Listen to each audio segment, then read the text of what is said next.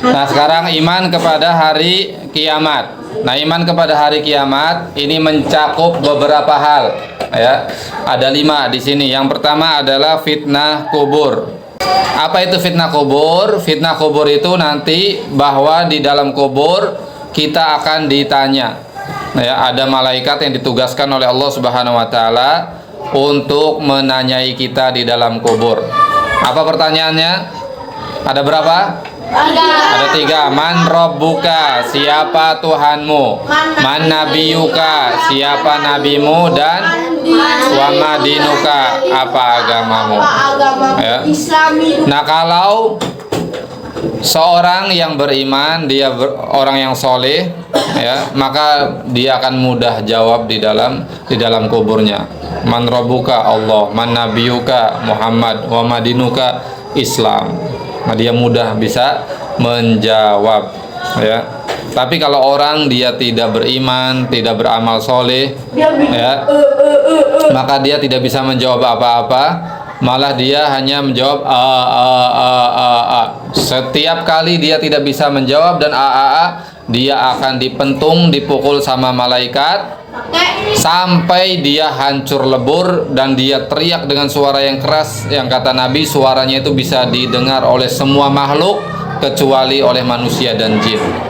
Kalau manusia dan jin bisa mendengar jeritan penghuni kubur, maka manusia pasti akan pingsan, ya. Makanya kalian pernah lihat nggak ada binatang-binatang, coba kalian bawa ke kuburan, kadang dia bereaksi. Pernah ada, ya, seorang YouTuber yang dia bawa burung mendekati pemakaman. Tiba-tiba burung itu yang tadinya bersikap tenang di sepanjang jalan, ketika mendekati kubur tiba-tiba dia bereaksi seperti ketakutan.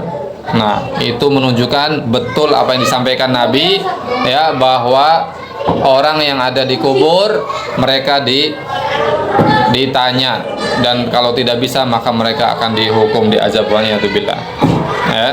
Kalau dia bisa jawab dibebasin. Kalau dia bisa jawab dan semuanya berhasil, maka kuburannya akan menjadi taman-taman surga. Tapi kalau tidak bisa jawab, maka kuburannya akan menjadi taman neraka dan akan dibuka pintu neraka. Nah, ini tempat kamu nanti.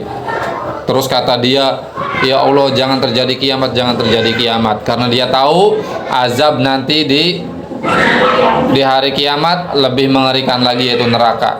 Sudah mah dikubur dapat azab, nanti akan dapat azab yang lebih mengerikan lagi di neraka, waliyadzubillah.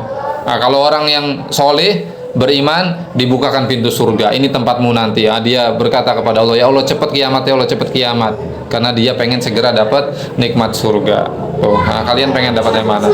Terus yang kedua apa?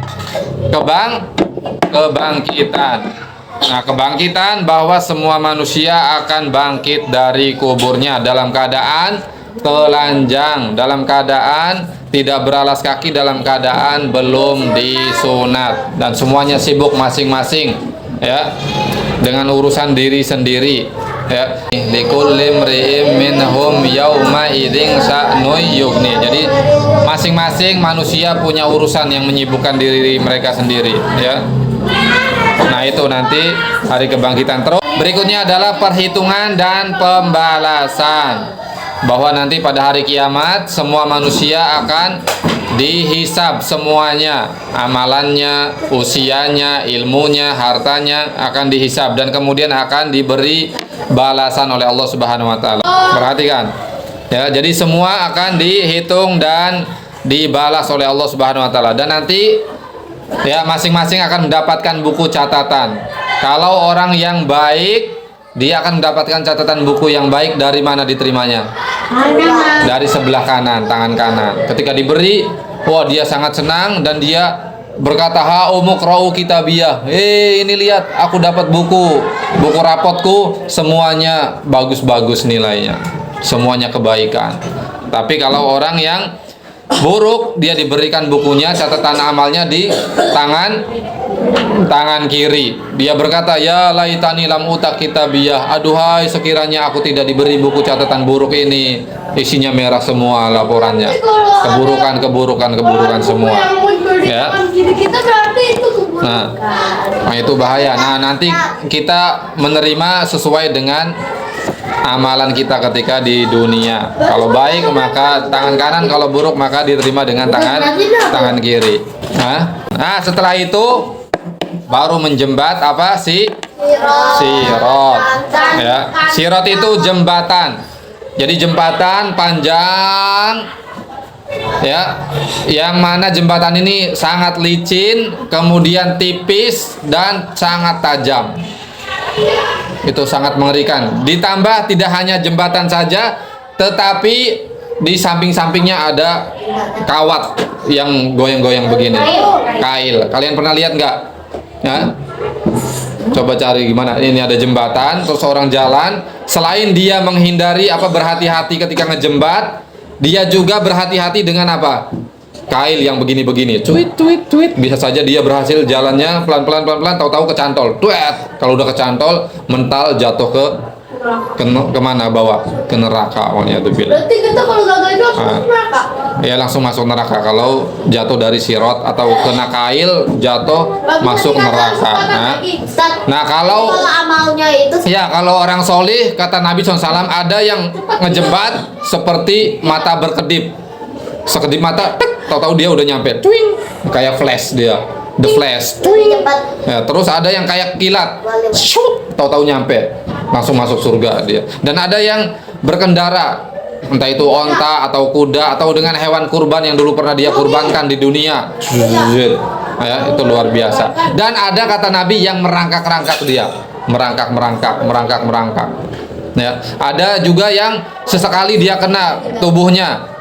Kena api neraka, kepanasan, tapi dia masih terus berjalan merangkak. Ya. Dan ada juga yang kemudian kecebur di neraka. Kalau umat Islam nanti dia diselamatkan oleh Allah Subhanahu wa taala. Meskipun dia masuk neraka dulu, tapi kalau sudah bersih, dicuci sudah bersih, dosanya tidak ada, baru diselamatkan oleh Allah, dimasukkan ke dalam surga. Ya, tapi kalau orang tidak beriman, di dunianya tidak pernah beriman kepada Allah, maka dia selama-lamanya di dalam neraka. Innalladzina kafaru min ahlil kitab wal musyrikin fi nari jahannam khalidina fiha ulaika hum syarrul bariyah. Orang kafir dari kalangan Yahudi, Nasrani dan orang-orang musyrik, mereka kekal di dalam neraka selama-lamanya. Mereka adalah makhluk yang buruk. Nah, tuh. Terus ketika sudah melewati sirot, maka persinggahan terakhirnya adalah surga atau neraka. Yang berhasil maka dia akan masuk surga, yang tidak berhasil maka dia akan masuk neraka. Waliyadu billah. Selamanya, kalau sudah masuk surga, selama-lamanya di surga. Tapi kalau di neraka juga selama-lamanya, kecuali orang yang masih ada imannya di hati. Nanti itu akan diselamatkan oleh Allah, meskipun imannya kecil. Iya.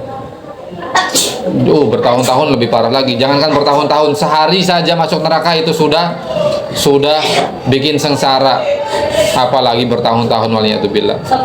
Ya, kata Nabi, perhatikan, ada orang yang pernah hidup di dunianya sangat bahagia.